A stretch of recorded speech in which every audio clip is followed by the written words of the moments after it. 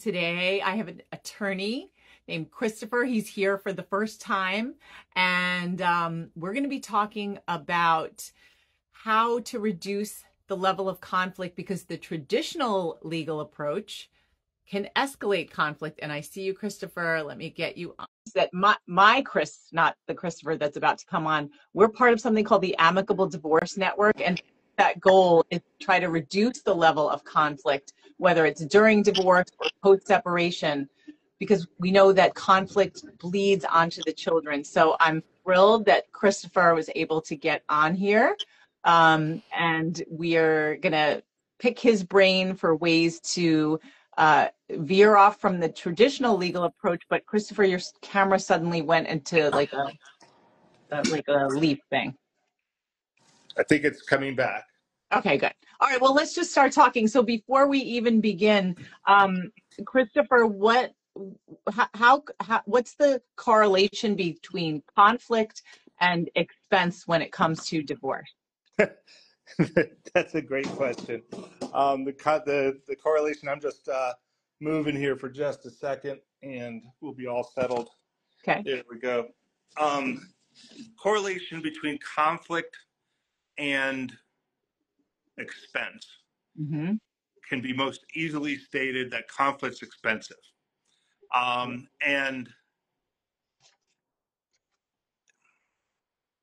I mean, that's such a big question, because conflict is expensive because it taps into the parts of us, the parts of the people who are in conflict with one another that are not optimizing the outcome. And so it gets expensive because very often what's happening is conflict is feeding conflict. Conflict is not resolving anything. And so it just goes round and round and round, and there's a lot of parties, a lot of players in the mix who profit from that, including the people in conflict.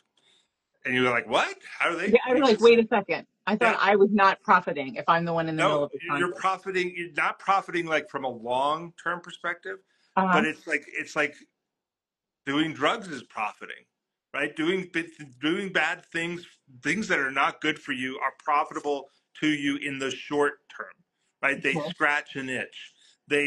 That's why otherwise people wouldn't do it. If being in conflict just hurt, then people would stop, right? But it doesn't just hurt. It also feels good because you feel at some points that you're winning, or that you're fighting, or that you're defending. If you peel our brains back, when you get to the very core, it is fight or flight, baby. Breathe, drink, eat, survive. And conflict feeds those very visceral parts of our cells that feel, does have a reward. Please stop me if I'm ranting, but one of the problems that we have when we enter into high conflict situations with people is that the conflict itself has become a part of their identity, and they don't have a clear vision of life outside the conflict. And so like that's one of our core goals in working with. We won't, when a client comes to us, we're very different than the way most people do this. And I think before you even go on, Christopher, can you officially introduce yourself? No, say who you are. I'm just going to be the mystery man. Yes, I'll be glad. I'll be glad to. My name is Christopher Anderson. I am the co-founder of New Leaf Family. And my co-founder is my partner, Penn Dodson, also my wife. And we founded New Leaf Family to be a clean sheet, new way of doing family law. And I come to it as having been a coach for a long time. I've helped people to build their businesses, to lead better lives. I'm also a family lawyer for over 30 years. Mm-hmm. So I bring those two things together.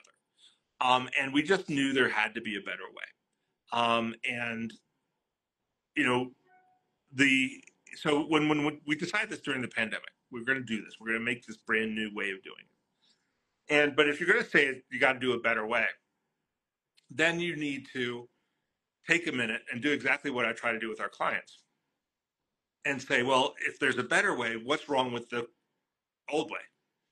Like, if we're going to try to take a step into a new life, to turn over a new leaf, we got to understand what it is we don't like about the current one, right? Mm-hmm. And that's, again, work that a lot of people that come to us haven't done yet. They're running away, they're in conflict, they are hurt or are hurting, and haven't spent a whole lot of time going, well, what is it I don't like about it? Because if I'm going to build a new life, my experience is that if you don't do this work, the new life you build will look a lot like the old life you just left. Right. And so that's where we spend the time. And so we said we had to solve two problems. One was that clients weren't, people facing this conflict, in conflict, hadn't done the work of asking themselves, what does the new life look like? What do I not like about the old life so that I build a new life that doesn't have that? And two, we had to deal with the legal side.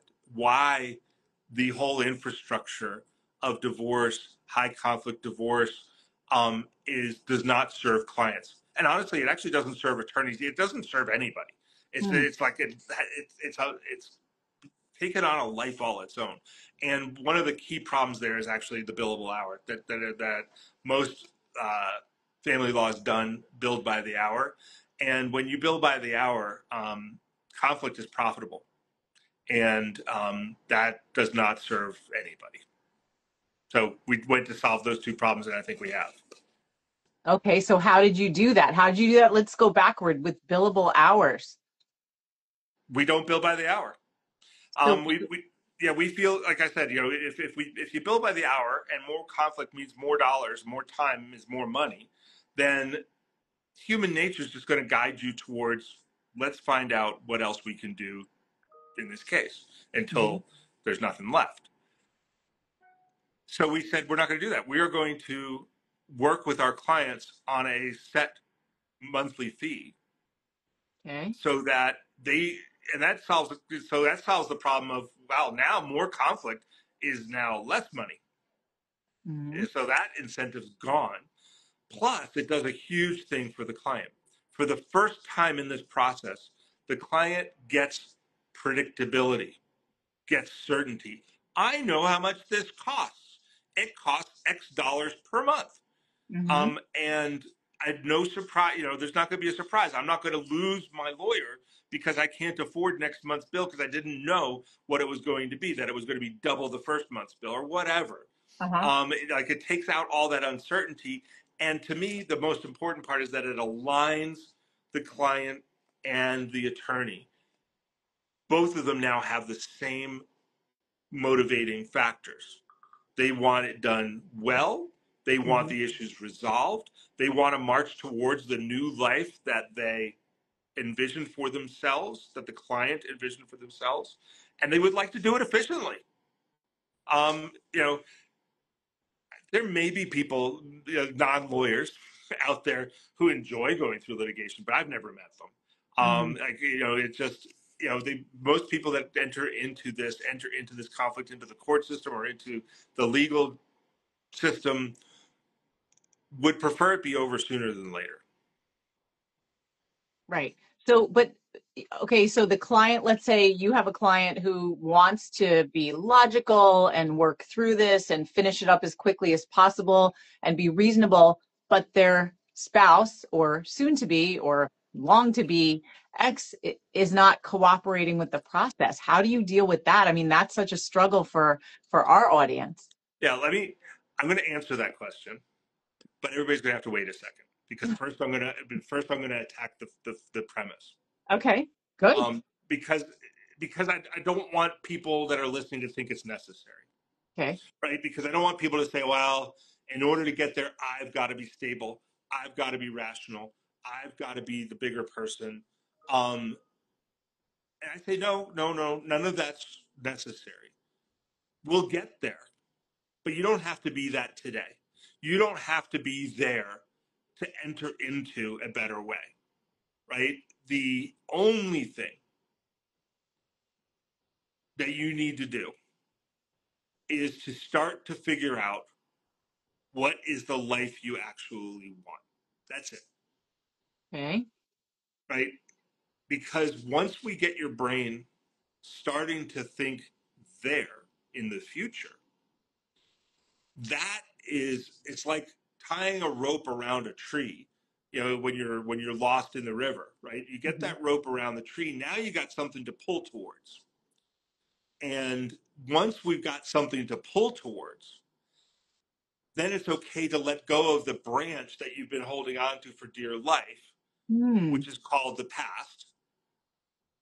And it's okay to take your feet off the one rock that you found in the middle of this torrent that's about to get buried by the water anyway. And that's Mm-hmm. called the present. And you can start pulling yourself towards the shore. Oh, I Um, love this which, analogy. yeah, because how can you let go? How can Yeah. you let go of the past, or how can you take your feet off the present if you've got no future to pull towards, right? You Mm-hmm. can't. And so you get stuck, and then you get used to it. And so, you know, you all of a sudden your life is hanging out of this tree. Well, at least I'm alive. Yeah. Um, Yeah. and human beings, again, our human nature is that we will actually, once we get into a situation, as awful as it might be, it's when it becomes a situation we know, it takes a lot to get us to leave it. And a Mm-hmm. lot of our listeners here probably also understand that. You know, a lot of these high conflict divorces were actually marriages that were the evil we knew, right? We Mm-hmm. stayed, a lot of our listeners, a lot of people here stayed in a situation that they knew they didn't want for a really long time. And now Yeah. they're in high conflict, and they're like, well, yeah, I didn't want to leave it because I knew how she would react. I knew it would become hell, and now it is, right? Yeah. And so like there's a total rationality to that. But to go back to your point, I just didn't want people to feel like they've got to be all calm and collected, and then they can be part of this process. Oh, that's really, really helpful. Yeah. All we have to do is start, not completely, but start to paint the picture of the future. By the time we're done, that vision of the future has got to be really clear. I want to know where do you where are you going to live? Where do you want to Mm-hmm. live? How do you want to live? Is it in a house? Or is it an apartment? Does it have a yard? Do you have a dog? Do you have a cat? What is your relationship with your children if you have children? What is your Mm-hmm. relationship with your former spouse if you're going to have one? What is your relationship with their family? What is your relationship with your family? What is their Mm-hmm. relationship with your family? Where do you work? What's your job? How much do you work? Where do you go on vacations? How healthy are you? What are you doing for it? Like really detailed. Yeah. That the more detailed, the stronger that rope becomes a chain. That chain becomes like a steel cable. Like it becomes stronger and stronger for it to pull you towards shore. So it's Now not you ask just, the question it's, about what about yeah. the other side? Yeah.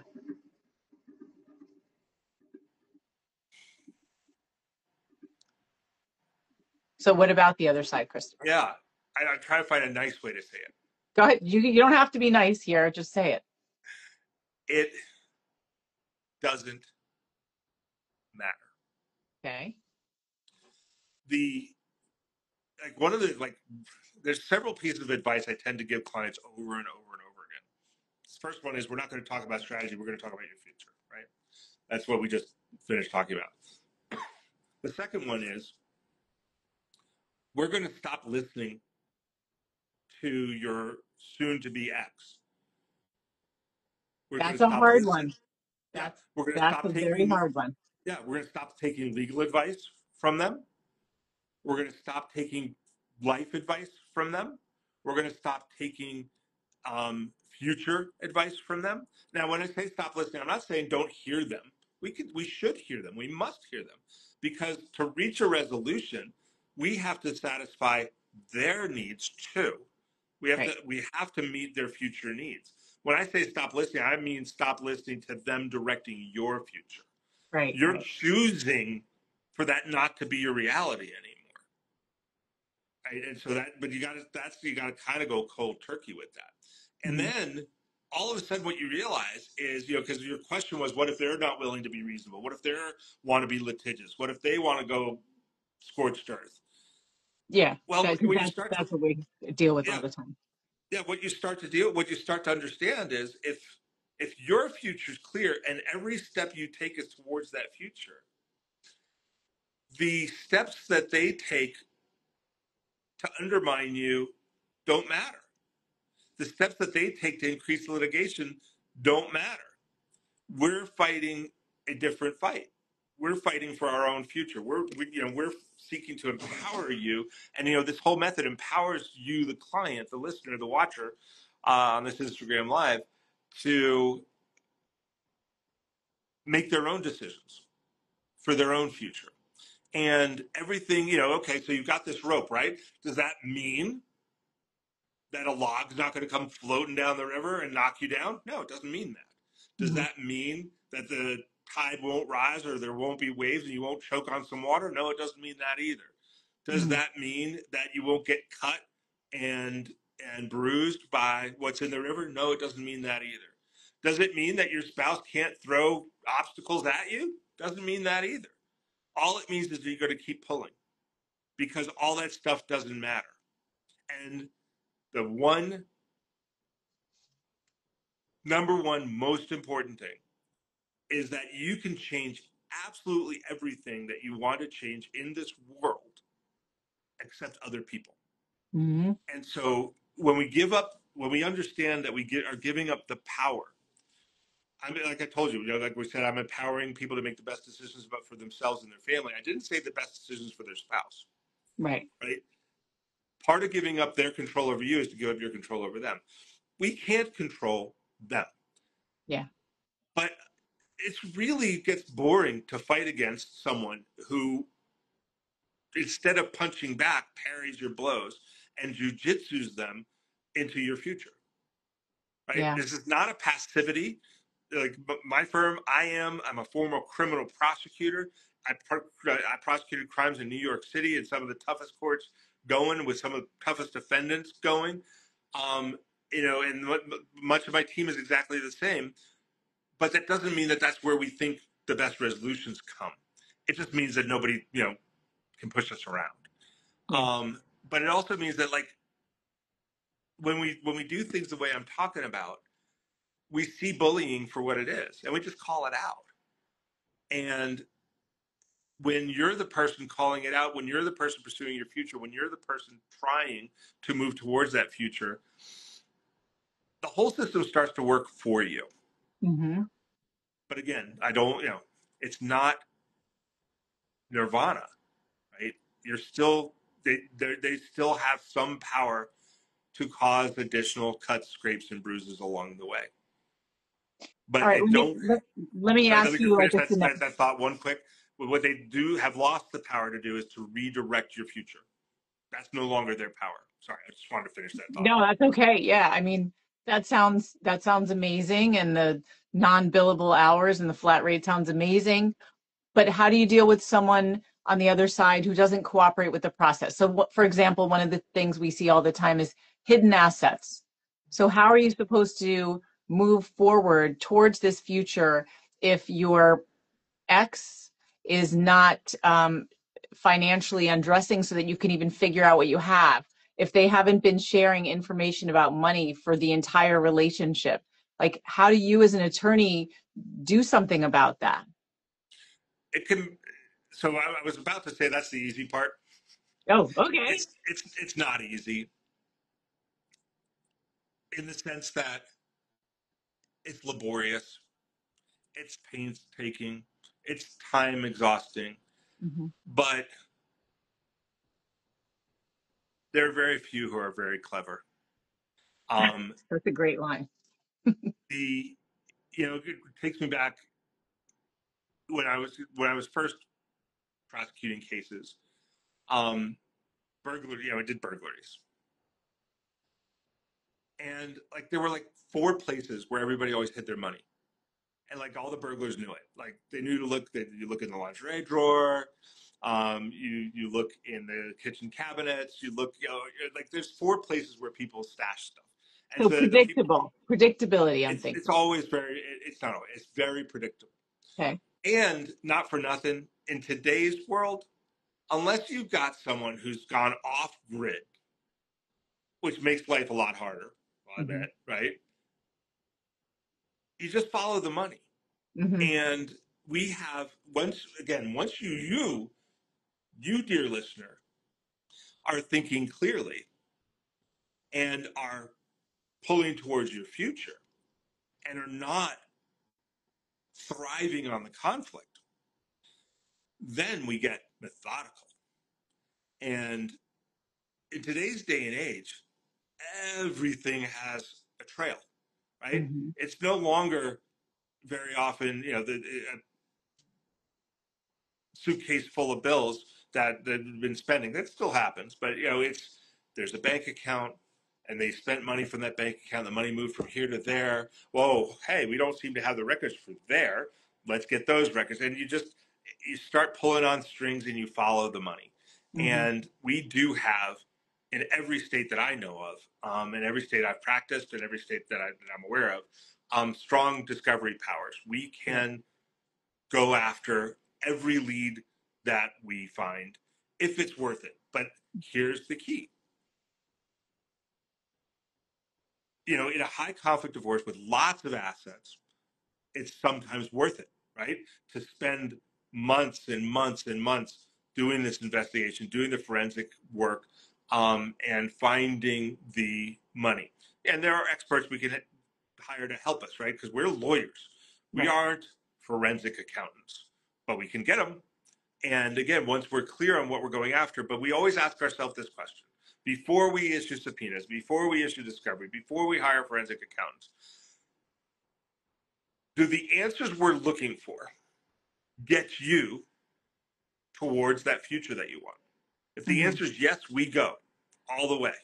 And if the answer is no, it's not worth it. It's I've lived this life. I know, I may not know where all the money is, but I know how he lives, or I know how she lives. And we make those decisions, the values-based decisions that are no longer clouded by this addiction to the conflict.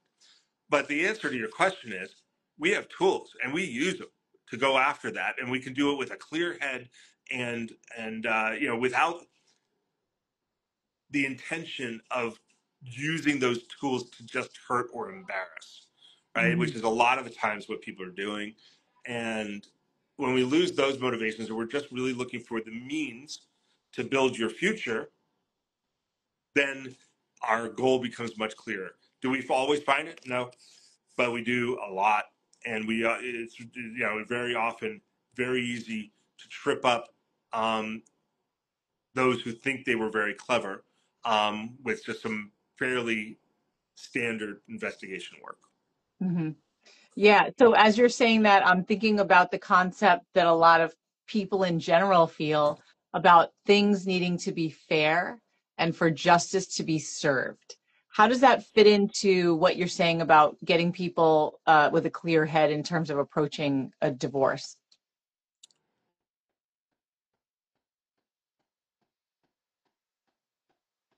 It's not fair. Right. Fair is happily ever after. Fair is honoring the vows and commitments that your spouse made to you, Mm-hmm. right? That they breached, or maybe you breached. Fair.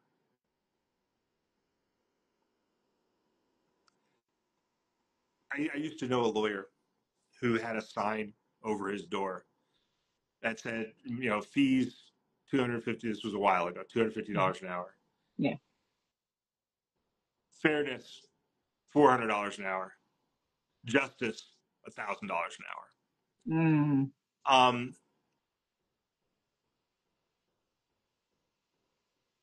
In a very real sense, I mean, when we're working with clients, they've lost. There is no fair. There's no getting back what they lost. Yeah. There's no going back to an intact family. There's no going back to the trust. There's no going back to the belief. There's no going, like, at some point, for most people, there's some not, but for most people, at some point, there was a clear vision of a future that is now gone. Yeah. And there's no fairness to that. So And what we do is, go ahead. yeah, so what we do instead is we have to say, okay, what's the next future? What do you want? What future do you want, and what do you need to get there? And if you need to be focused on depriving the other party, your soon-to-be ex-spouse, of their future, rather than focused on achieving yours out of some sense of fairness or justice, that is the path to perdition. I mean, it's just, there is no winning. Mm-hmm. It's a, if you know the legend of Sisyphus, right? It's a Yeah. Sisyphusian task. You get that rock to the top of the hill, it just rolls down the other side. And then when you get tired, finally, this is the part of Sisyphus they never tell you, the rock just rolls right back over you. Mm. And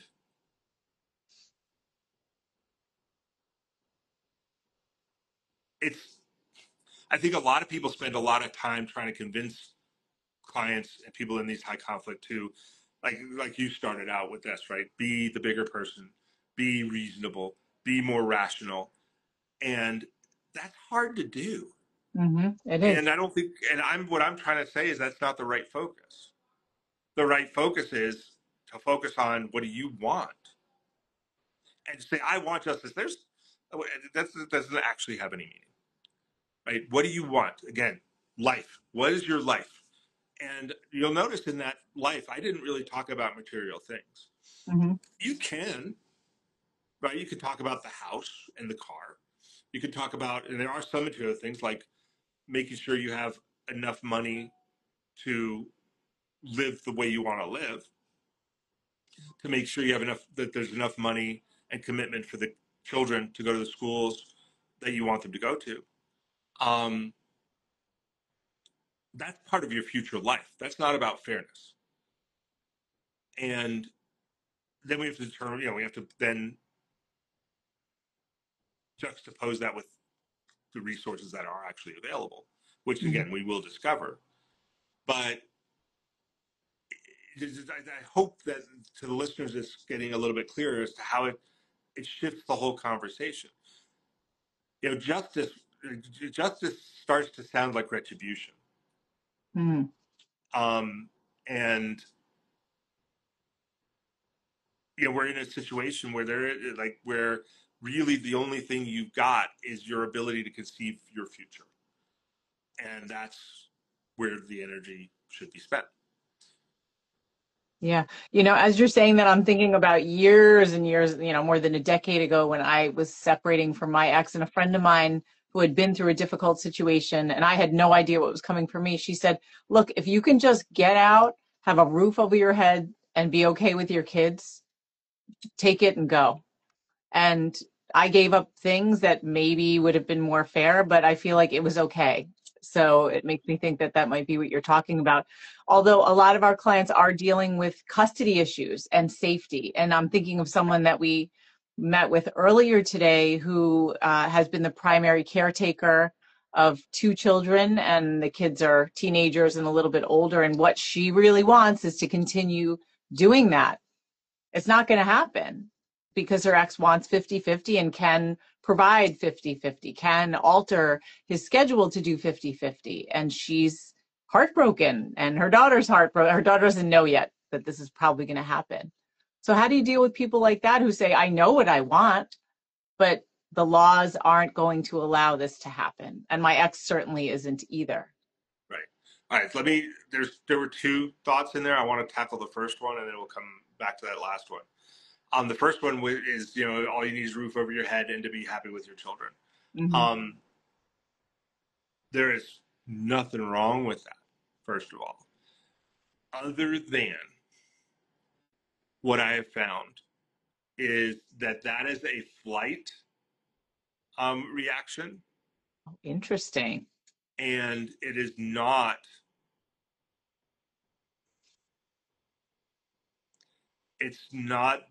choosing. And sometimes flight is very, very seductive, right? All I want is not this. Mm-hmm. And to feel safe and to feel that my children are safe. Yeah. That is incredibly powerful. And I deny that to nobody. But I will say that I also have done this long enough that it's the 2 years, 3 years, 4 years later, the regret. Because those little children that you wanted to protect have now had a lot of the opportunities that they might have had disappear. Mm-hmm. You might have a lot of opportunities disappear. Because what was missing from that thought was, what's the life I actually want to build here? Because a roof over my head and feeling okay with safe with my kids is not a life. That's just that's a situation. Mm-hmm. It's good. It's very powerful, very seductive, and a lot of people use that, right? They'll Yeah. offer that for you to give up a lot. Mm-hmm. And part of the technique that I'm talking about, part of that envisioning the future, is to get away from the amygdala, the fight or flight brain, Mm-hmm. and really get back into our cerebrum, into our future um, thinking brain and planning brain and creative brain and dreaming brain, and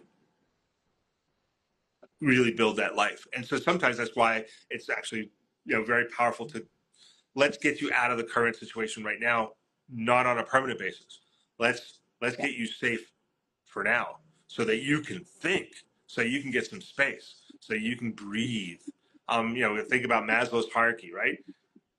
Yeah. The first thing you Mm-hmm. need is to breathe, because Right. you got Right. 4 minutes to not breathe, right? Then you need to eat, then you need shelter, right? And then we got to get those taken care of so that you can now be more fully expressed.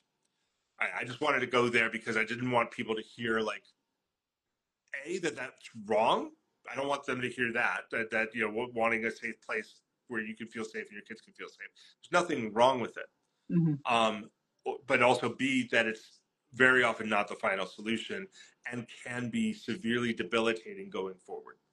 I'm really glad you said that, because I don't think you know that I also spent another 9 years in the legal system making sure that our agreement was complied with and that my kids were able to go to college, et cetera. Because my lawyer said exactly what you said. He said, you need to take a break. We need to finish this for now, and it's not going to be permanent. And so there was really excellent protective language put into that initial agreement that I was able to go back and do very well and get what I needed for myself and our kids and all of that. But that pause was so important. So I'm Yeah, really glad that you noted that, because you're right. Safety wasn't enough. It was like, no, we need a future for these kids in particular. yeah, absolutely. Yeah. Wow. Okay, so then now I might have lost the script on the second part of that, which was yeah, I think I did. I got totally lost in the first part. Oh, Do you remember the second half of your question? I don't even, I think, I don't remember the question. I think I might have just been commenting on how I'm glad that you noted how sometimes you need a pause, and that safety is not enough. And that there's like when you talked about getting into your dreaming brain and thinking, what do I actually want? That you can have that, but sometimes it doesn't happen right away. At least it didn't for me, because I spent 10 years in the legal system, and the first took a year, and then there was a break for about a year and a few months, and then back again. But I needed that breather, and it worked out really well. Yeah, yeah, I remember what you were talking about. Yeah. So then you said, okay, the client now envisions a future, builds Mm-hmm. this future, and I think you do something like that. That future was the kids are with me 100% of the time, and he's out of the picture or she's out of the picture. Oh, you're And talking about then the client that I mentioned, the yeah, other client. Yeah. Oh, no. Okay. So not 100% of the time, but let's say primary residential custody to keep the kids routine and school and all of that. But and thinking that the child would be mostly with the mom in particular in this case, but that her soon to be ex, I shouldn't even ever say soon because it's never soon, is saying, no, no, no, I want 50-50 and I can stand up, I can show up for 50-50 and I can adjust my schedule and he's going to be able to do it. So she's freaking out because her brain was never, we share equally. It's that was a big part of her identity as a mother and doing so much for their children. So yeah. talking about like her dream life, she thought I could still do a lot of it and he could be part of it, but she would still have more control over the day to day, and that Oh, might you not used happen. the C word. I did, but it's true. Yeah, it is. And that goes back to what I said at the very, very beginning, which was you can change everything except other people. Mm-hmm. And when I said to design the life, imagine the life, dream your life, you'll notice I said your relationship with your children. Mm-hmm. Yes. The other, some of the other people you can't change are the children. Um, and you also can't change the past. And and so there is a time where this vision of your future that you're pulling towards and pulling towards and pulling towards um, does have to be projected upon reality. Mm-hmm. And one of the realities is, and man, people hate it when I do this, Let's hear it. you made children with this person, right? You made children with this person. This person made children with you. Mm-hmm. Um, that's a fact that you can't go back and change. It is a Yeah. decision. And you used the C word, and I hope that the listeners remember the C word here is control. So we're all clear. Um, and that's not one of the things you can choose, Mm-hmm. right? You can't choose control, and let's face it, it doesn't actually exist anyway. Mm-hmm. It's the illusion of control. Um, and a lot of states have now come to the conclusion that it's the children who have an inherent right Mm-hmm. to the love, care, affection, and resources of their parents, Plural. unless one of the parents has demonstrated their unwillingness or inability to contribute those things. And that's just one of the realities we have to project our dreams Mm-hmm. on. And that's why you went through 9 years, or probably part of it, right? It's because until those kids are emancipated, that is an ongoing situation. Um, so yes, your dream gets projected onto reality, but that does not mean you give up the dream. Mm-hmm. Um, that means that the dream sometimes becomes an aspiration towards which you're constantly striving, and that's okay Mm-hmm. because that gives you direction. And where I see people get into trouble is where they're, like you said, it's part of our identity as being a great mom Mm-hmm. Or a great dad. We or have a great male and dad. female clients. Mm-hmm. Yeah, I get it both ways too. And that's a good thing right up until your notion of being a good dad or being a good mom can only come by taking down the other parent. Mm-hmm.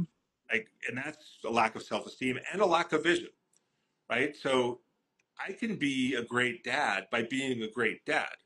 I don't have to make the children's mom bad.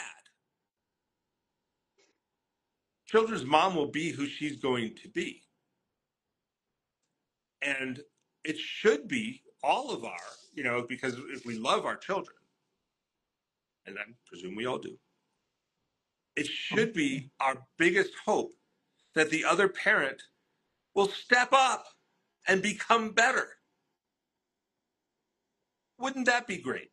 It would. And that's up to them because we don't have control over that.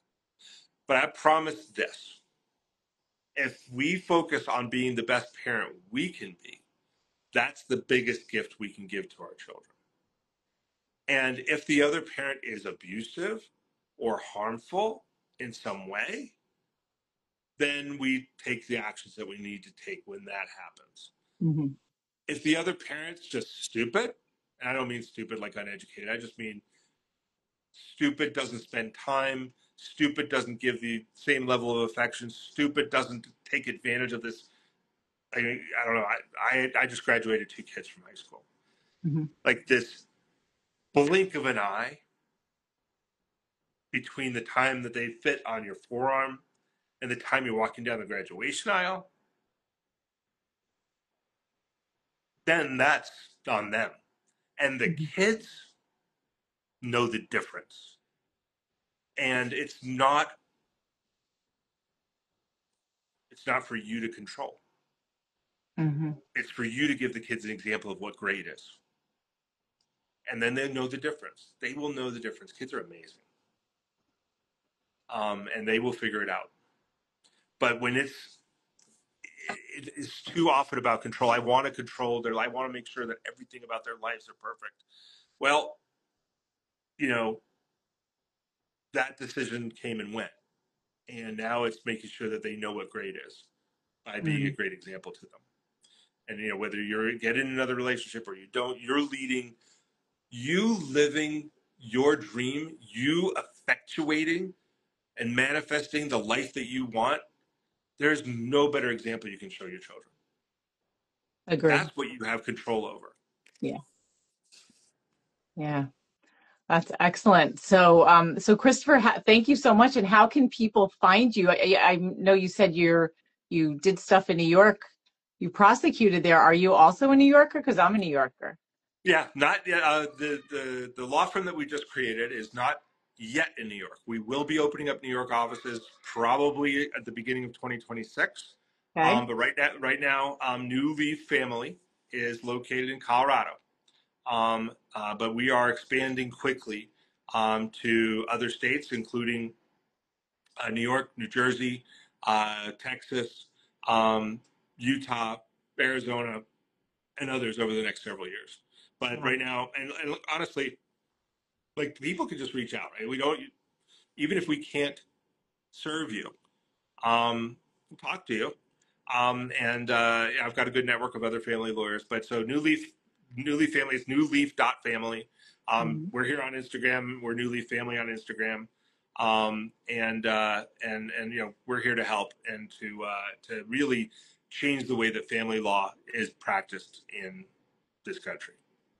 Yeah, it sounds amazing. Amazing. I took so many pages of notes while you were talking. I mean, we could go on and on and on, but I Yeah, know yeah. we're getting to the end of time. But I so appreciate this, and I really appreciate your challenging people's perspective, including mine, with how to look at this in particular. And I see we got a comment that it is easier said than done for sure, especially when there's child safety issues. Yeah, But and it is something to think about. I do want to make sure nobody heard like that you have to ignore safety issues. You Right. do not. You should take action immediately. And contact your lawyer, contact whoever you need to take action immediately. I was talking about different parenting styles, and some of which are less nurturing, less Right. helpful to the children. But even that is easier said than done. They're absolutely right, and it's a striving, and it's a constant showing your best to your kids. Yeah. Wow. Well, thank you so much, Christopher. This was really, really helpful. Thank you. It's been a pleasure. All Thanks right. for having me on. I really, Yeah. really enjoyed it. Good, good. All right. Well, let's definitely keep in touch. I have a feeling we could have many more conversations. Absolutely. All right. Take care. You bet. Take care. Bye.